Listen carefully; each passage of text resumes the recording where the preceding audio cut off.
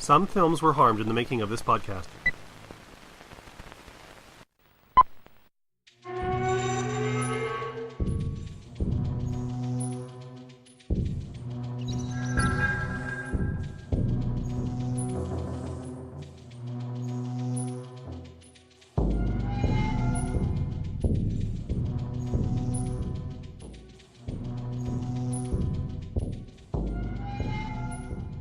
From Edmonton, Alberta, Canada, and the palatial FYC studio, you're listening to For Your Consideration, the podcast featuring roundtable discussion reevaluating the cinematic canon of past masterpieces and modern classics. I'm your host, Mike. And I'm Dustin. And we just want to say hello to all our listeners who catch the show on YouTube, iHeartRadio, Stitcher, Google Play, and wherever great pods are cast. Thanks so much for joining us.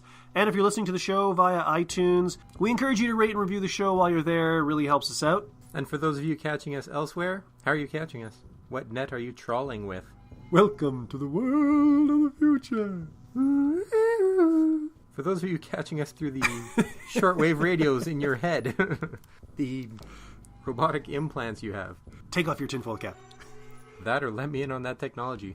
We're not supposed to wear iPods at work, and I'd really love to be able to hear that stuff with something else.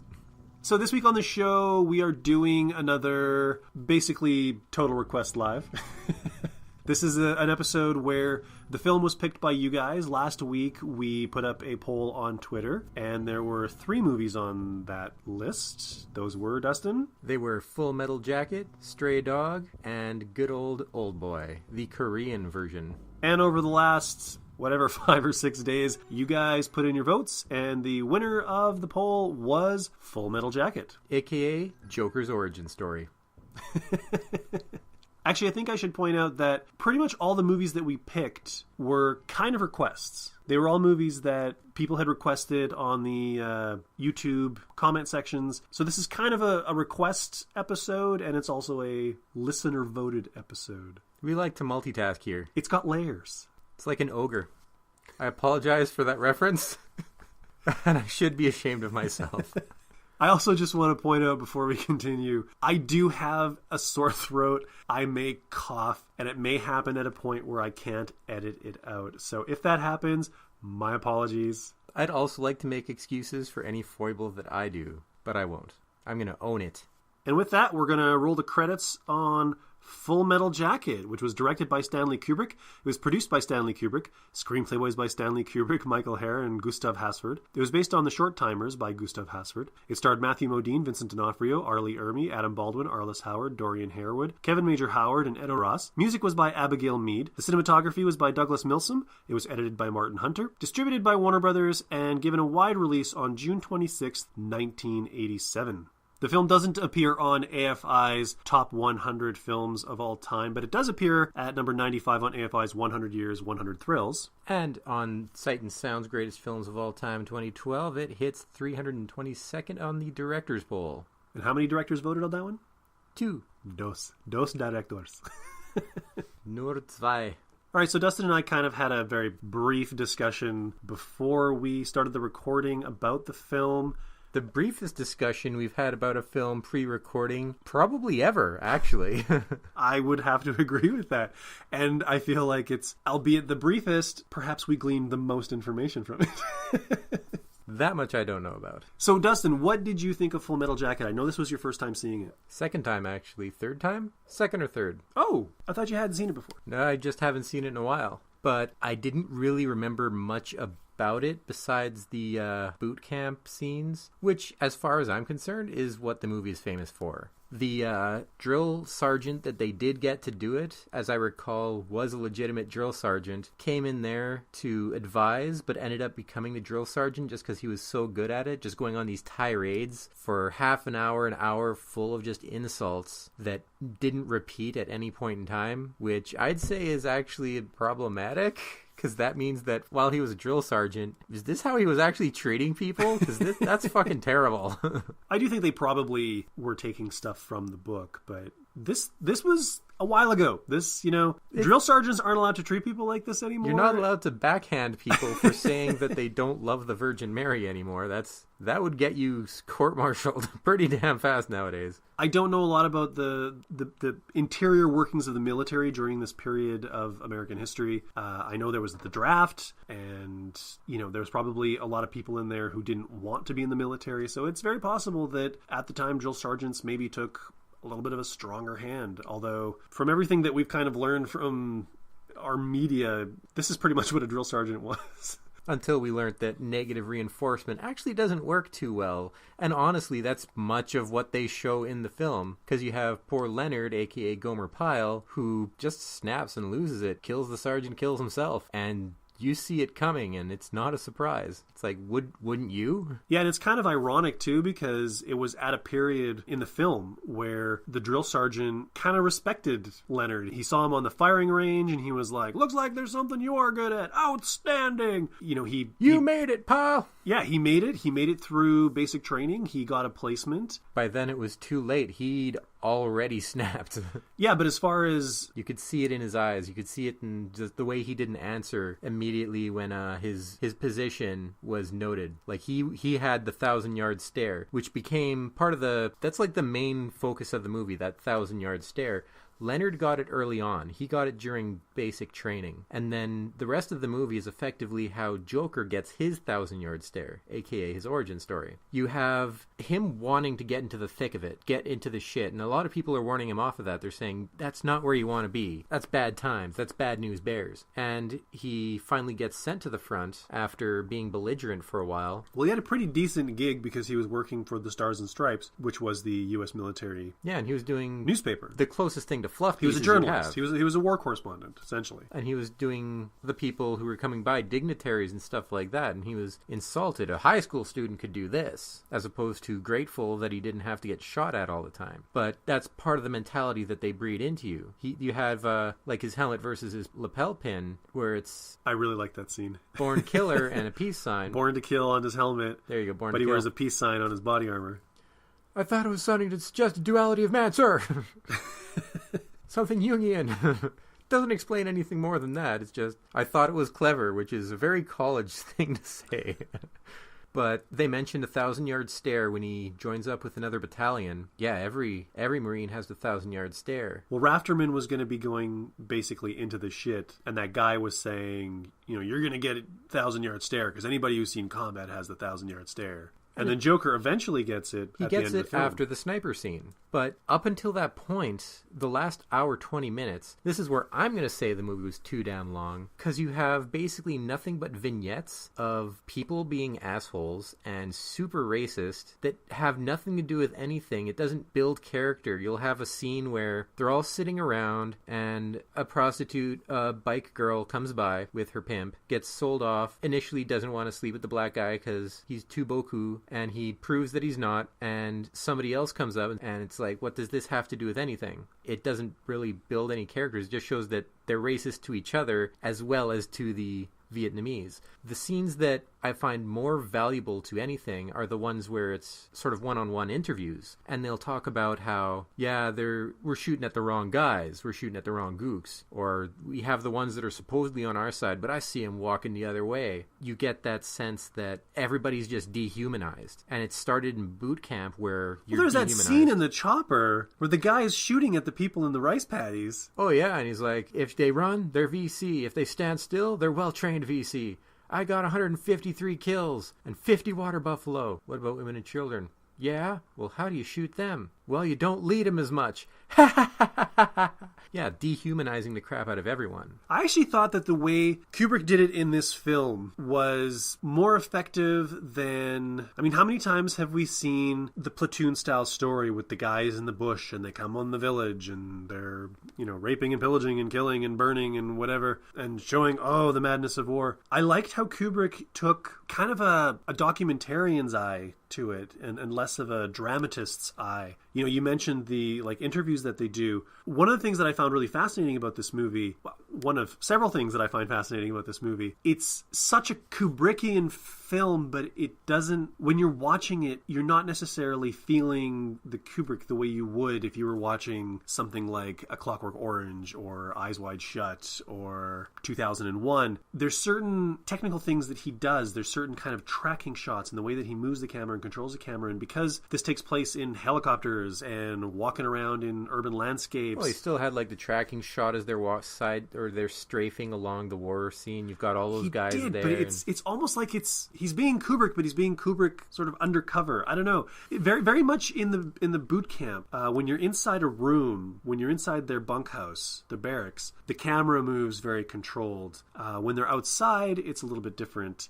But I love the camera work in this movie, and I love the way that he tells the story. I love the way that it feels more like a documentary than it does a dramatic film. I liked the documentary like parts, but then any sort of interim period where you can't have it all just interview after interview. And it's a lot of those interim periods that just are meaningless. They have nothing to do from a documentary point of view. They have nothing really to do from a drama's point of view. And they seem entirely unnecessary. It just paints everyone as being assholes for no reason and in no real good context. I didn't get that sense. I mean, it has an elliptical sort of storytelling style to it, and it's not told in a very this leads into this, leads into this. I mean, there's a passage of time. Chronologically, the movie moves in one very straight direction, but you get these vignettes. The movie is split in two. Sorry, I very much... The 40-minute boot camp scene. Every time I say something is split in two, I want to do it like Michael Keaton in Batman Returns. Just split right down the center. But this movie it's split into pretty much the first hour, like the first 48, 50 minutes or so is boot camp, and then you're in Vietnam and they're doing their thing. And it's not like, I think having Joker as a journalist, or not a journalist, but a war correspondent. Well, a war correspondent is still technically like a journalist. I don't think the military has war correspondents. The military has like military journalists. Anyways, he's a military journalist, and the purpose of having him that way, I think, is to sort of tell the story in that way where you don't have to have these specific plot points, dramatic segues and plot points. You can just jump from sort of one thing to another, because this movie is, I think, more about documenting an experience than it is about telling a story. And there are character arcs. Some of them are shorter, some of them are longer. Joker's, of course, runs right to the end, right to the very last line of the film. But structurally, and I know some people don't like the structure of this movie, but I think this movie's power, this movie's gravitas,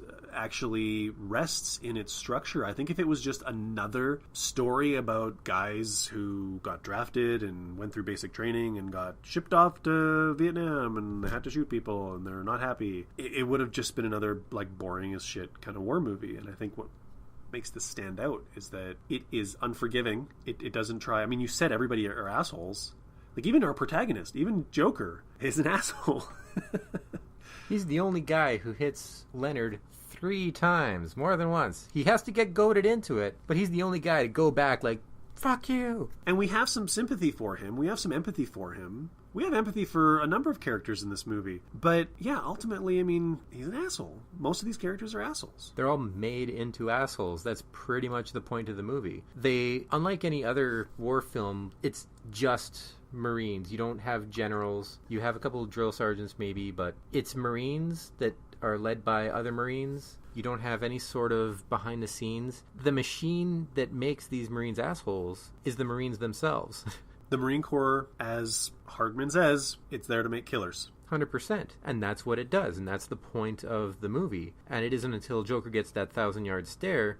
And of course, at the very end, after he kills the sniper, that's his moment. Which is kind of a humanitarian thing. Oh, 100%. I think they took way too long in doing so. The other guy who was like, no, let's just leave her to choke on her own blood, that guy was the big asshole there. Joker, who just had a hard time doing the killing. But after that, when everyone's marching while singing the Mickey Mouse Club theme, there's your little juxtaposition of lost innocence in all these people, showing they're all just children out here killing because that's what we've done. We've turned children into killers. And Joker is quoting lines that were said by Hartman in basic training, where he says, when you're a Marine and you die, you're in the shit. And he says, I am in the shit, but I'm alive, and I'm not afraid. which is the last line of the film. And although his delivery, when it comes to any of the voiceover stuff, is terrible. I disagree. There's no emotion whatsoever. It sounds like he's reading it off of a piece of paper. It doesn't even sound like he's dead inside, which is, I'm assuming, what they're going for.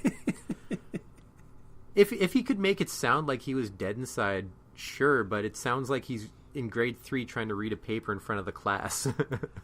I think, again, because of the sort of journalistic slant to the movie, the documentarian slant to the movie, I think it is supposed to have this disaffected, disconnected narration to it, where he's not trying to color your emotions. He's not trying to make you feel anything specifically. He's just stating the fact. And if he was just stating the fact in a more journalistic manner, sure, but... I think you may have more of a problem with Matthew Modine, because that is kind of how Matthew Modine talks. Well, the voiceovers happen a few times throughout the film, so I noticed it the first time, and I was paying attention to how he spoke otherwise, and I had no problem with how he spoke in any other scene. It's just the voiceovers. Fair enough. I considered that. Is this just how he talks?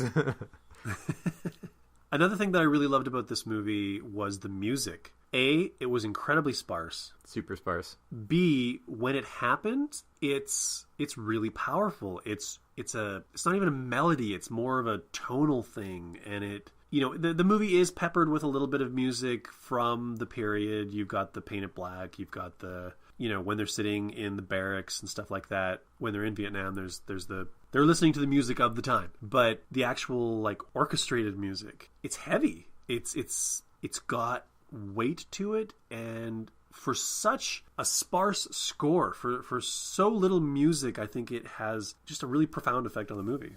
I honestly can't remember much of the score at all. And it mostly is there to, like, punctuate the sense of menace and despair.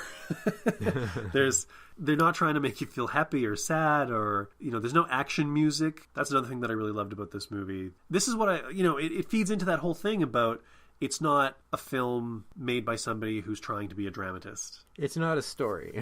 He's very careful. It is a story. It is a story, but it's not a story. It's not your drama story with beginning, middle, end sort of thing. As you said, it's a journalistic piece, which is a story, but not in the conventional way that you expect to be told in the movie. And I don't know if just anybody could have pulled this off. Like, one of the things I was worried about going into this movie, I've seen it a few times. I remember loving it. It's one of my favorite war movies. But I'm actually not a huge fan of Kubrick. There are movies where the technique comes through so heavy, and you just feel it's like being in the theater when the floor is sticky. It's like, you know, you've walked into this world that Kubrick's made, and your feet are sticking to the floor because of all the Kubrickiness of it.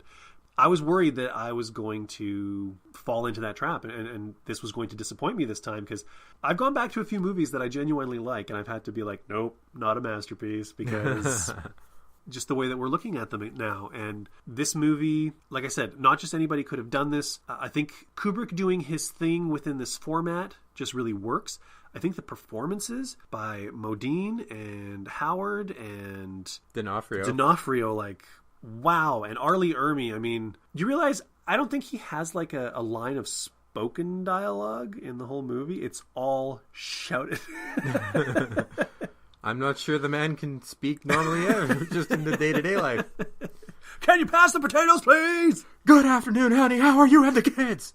So that's one of the reasons why I kind of think this is a remarkable piece, because I think everything is working in concert to make it something that really stands out. And I think any of those elements, if they were faulty or if they falter at any point, I think the whole movie would have collapsed. And I'm getting the sense that that's kind of what happened with you. As I said, this is the first time where I'm going to say you've got 20 minutes that you could easily just cut out because it has nothing to do with anything. It doesn't even add to the journalistic style of it. You're not telling anything. You're not enhancing any characters.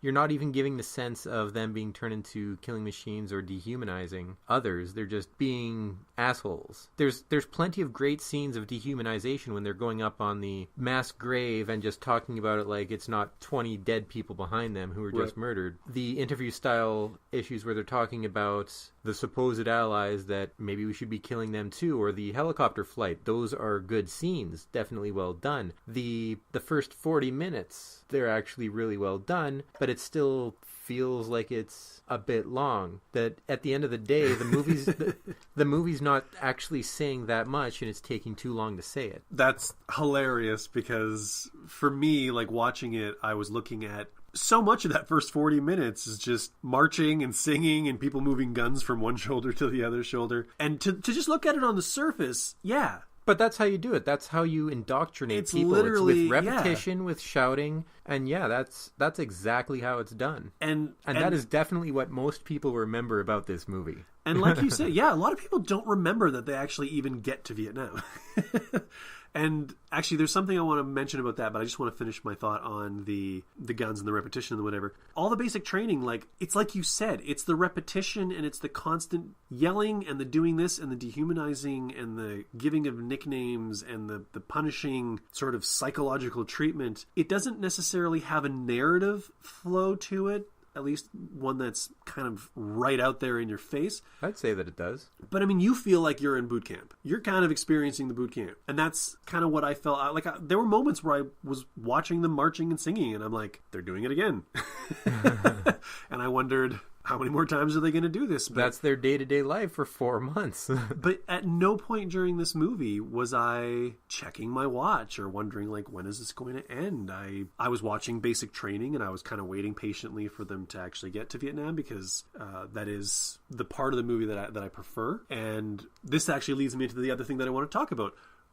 What I really like about the Vietnamese section is it's not a bunch of grunts in the bush. This is like urban territory.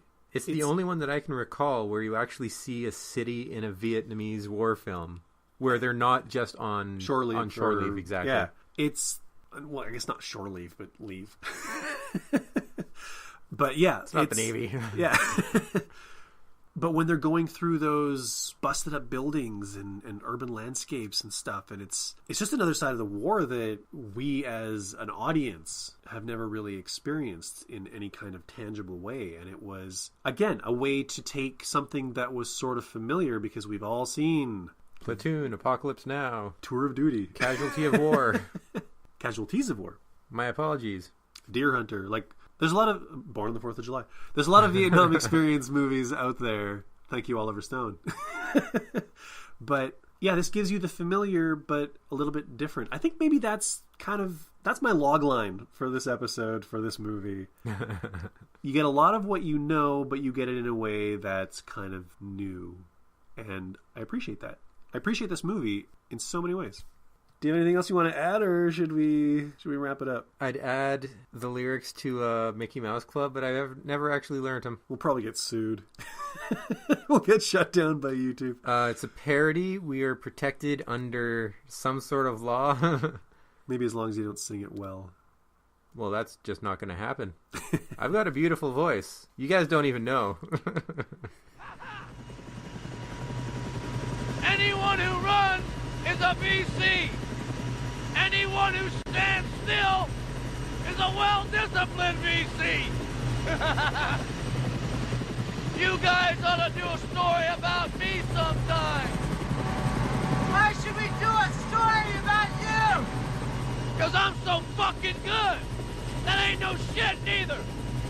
I've done got me 157 dead gooks killed. And 50 water buffaloes too. Them are all certified. Any women or children? Sometimes. How can you shoot women and children? Easy. You just don't lead them so much. Ain't war hell? All right, so let's move into the judgment phase of the show. Dustin, we've talked about Full Metal Jacket. What are your final thoughts on the film? My final thoughts on the film are masterpiece or museum piece? museum piece, even though I don't tend to stick to the double structure there. You're not a binary person.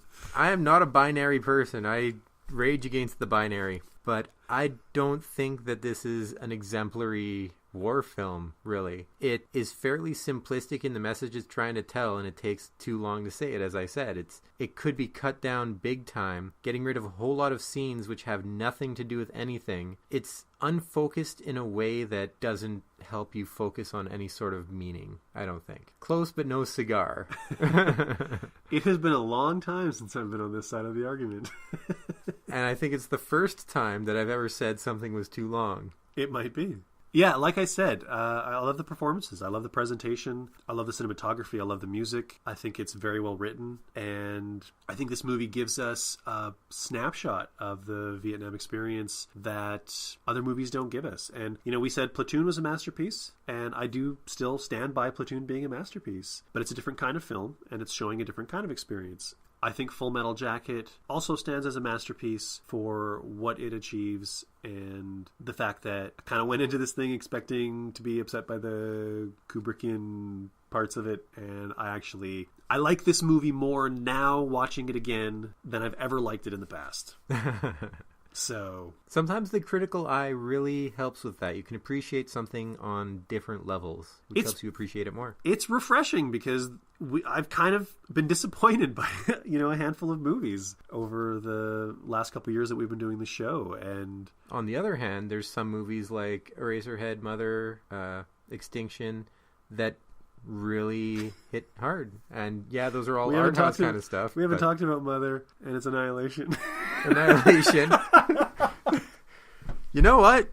We talked to each other about Mother, so that counts. That works. And Annihilation, yes, I apologize. What do you know about my mother? Not much at all. You don't talk about her. When was the last time you called her, huh? Ooh, it's been a while. Ooh. It's been a while. Ooh. But you know what? I'm okay because I know my mom isn't listening to this. And probably not enough of your family to even get the message to her. This is also true.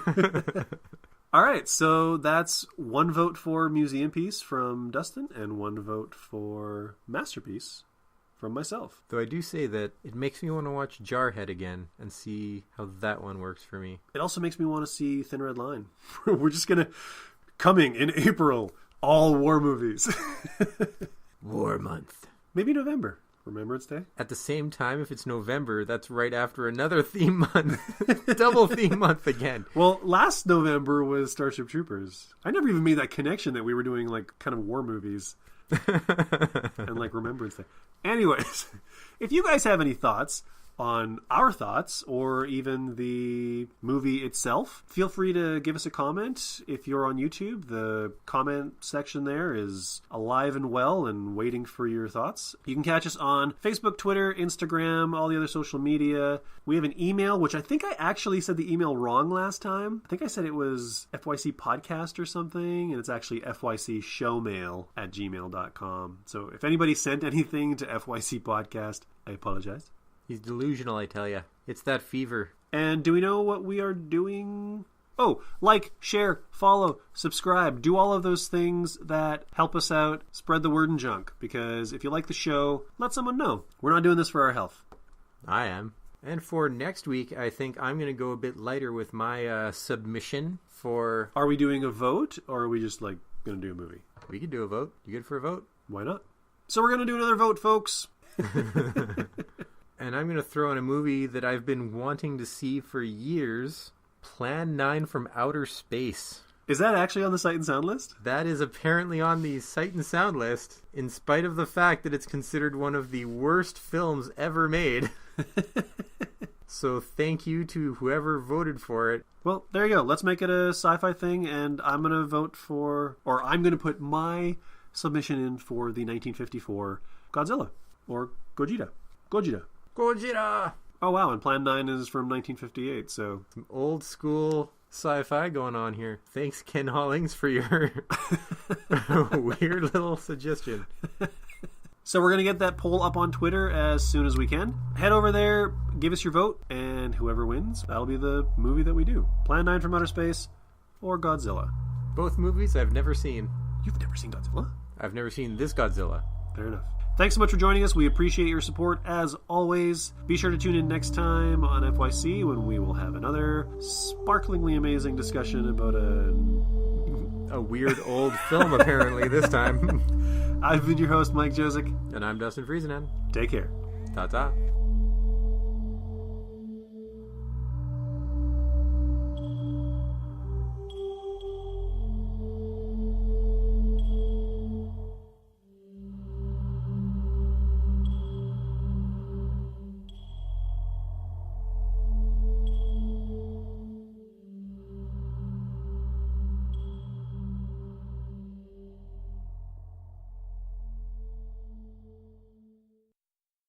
Juste deux.